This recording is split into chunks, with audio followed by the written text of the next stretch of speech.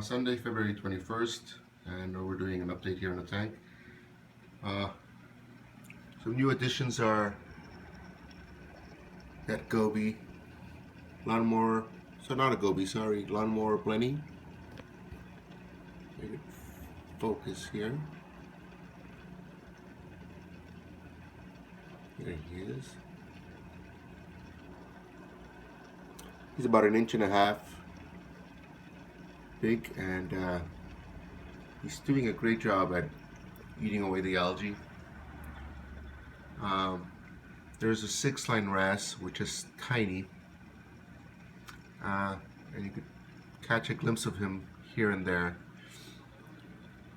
There he goes, right in the center,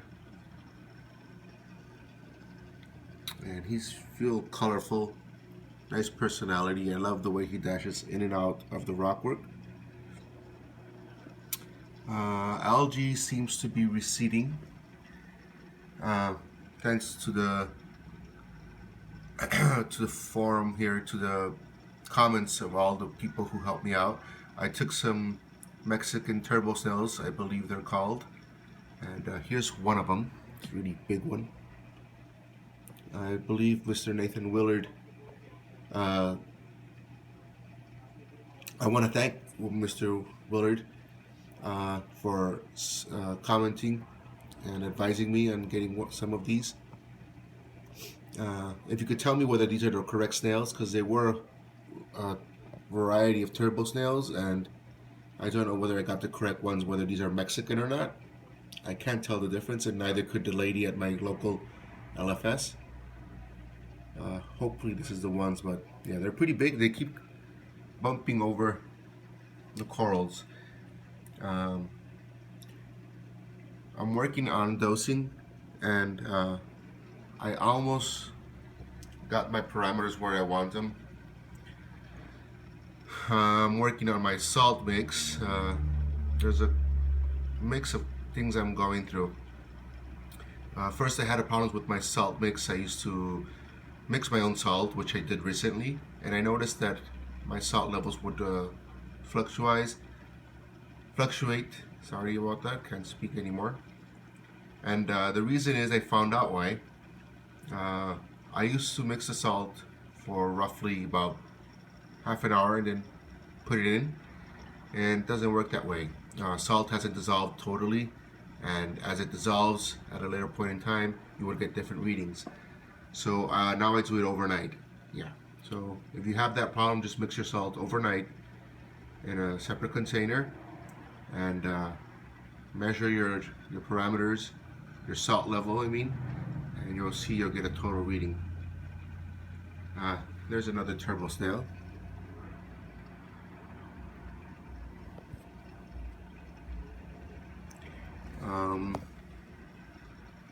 My levels. Show you guys here. I did a test yesterday. I did a 10% water change. Temperature was at 78 degrees. Salinity, I had it at 1.026, which I confirmed it today as well. And alkalinity got up to 10. Calcium was 445, and magnesium was 1365. I wrote down perfect. It ain't perfect, but for me it is, because if you guys followed my other levels, they were totally off. I want to keep this around 9.5, close enough. 450, close enough. And 1350, close enough. That's pretty good. Yesterday, I had my alkalinity at 11.8. I'll tell you guys why in a minute. And calcium was 435. And magnesium was at 1275. I wrote down the reason why I had my alkalinity so high. I was priming my dosing pump, and that's probably why I dosed maybe a little too much alkalinity fluid. And another reason is, if you guys recall, I could focus here. Right here, I had some little anemones that were like pests called Majanos, and I took some Kalkwasser and put some RODI, made a slurry of it, and injected them with a needle, a syringe, and killed them. Because apparently it was only one, and then it turned into 3 of them in less than a week. So they say those are pests, like, and they will sting your corals and kill them. So if you guys happen to see any of those, they say it's bad for your tank. So fortunately, I did the right thing. But yeah, they're not there anymore. I have some atrocious snails chomping away there, munching. Some bumblebee snails. There's my lawnmower bunny. Maybe get a better view of him here.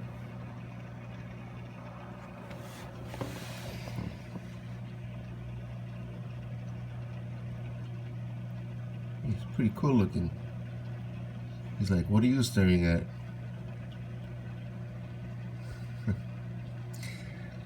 My skunk cleaner clown. And yeah.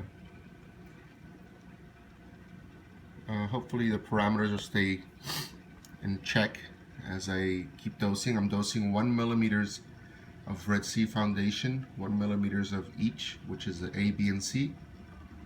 And that's calcium, alkalinity, and magnesium. And I'll be checking my levels every day to see if I need to reduce or add. I'll do accordingly. Yeah, I got some growth out of this GSP here. Seems to be growing behind that rock. This rock here, the one in the center, I hate this light when it does this. Sorry about that, guys.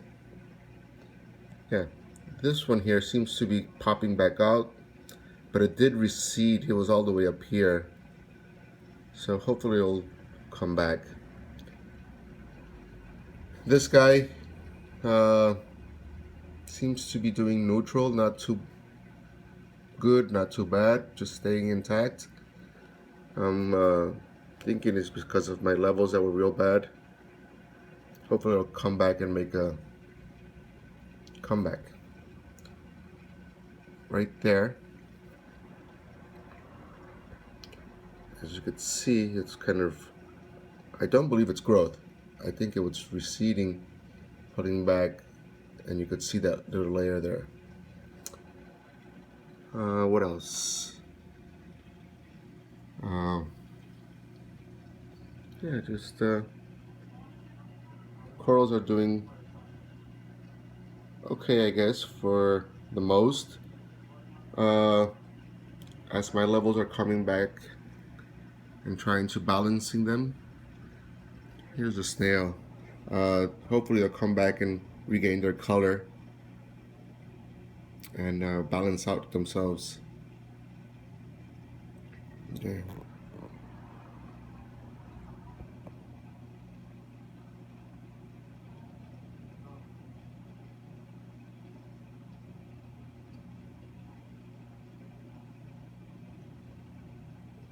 This is pretty cool.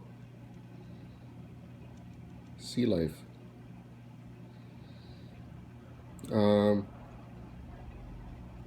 I've noticed that they're getting bleached out.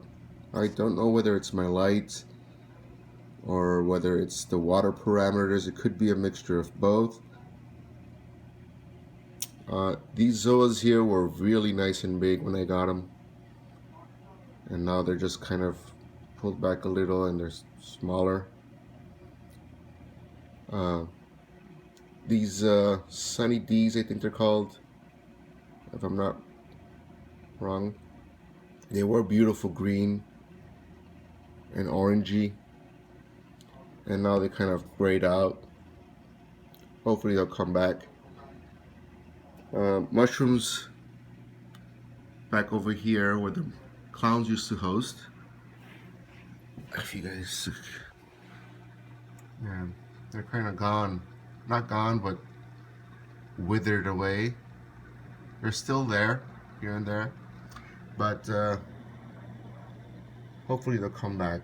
If you guys have any opinions on what should I change, what should I do, Maybe it's the flow, maybe it's the lighting.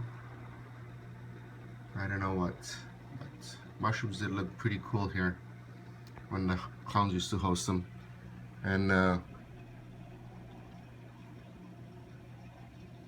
yeah, it's a nice change to have those parameters where I want them.